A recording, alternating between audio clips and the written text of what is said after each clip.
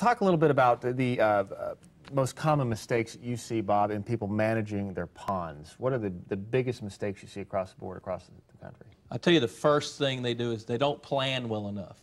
Oftentimes, by the time they call me, they're well into the project and they've already made some fundamental mistakes. Right. One thing, one take-home point that I really want to drive home is before that bulldozer ever starts to move a spade of dirt, it's really important to know the decisions you're making will impact that environment for the next 4 generations. That means your grandchildren's grandchildren are going to benefit or suffer from what you did. So it's a good idea to plan. I think people make too many mistakes by not planning.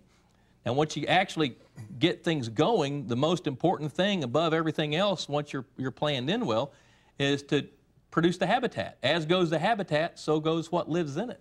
For example, if I said, hey, let's go try to catch a giant largemouth bass, where would we go? Maybe to his lake. Oh, it's off limits. Maybe Lake Fork.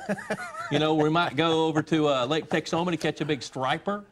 You know, but that's because that habitat is conducive to those creatures that live in it. Right. So if somebody says, I want to build a bass lake, then we need to design that lake, like what Ray does with Great Small Waters in his Legacy Lake program, to make sure that all the habitat is there and in place that not only take care of your target fish, but the fish that you're raising that feed those target fish.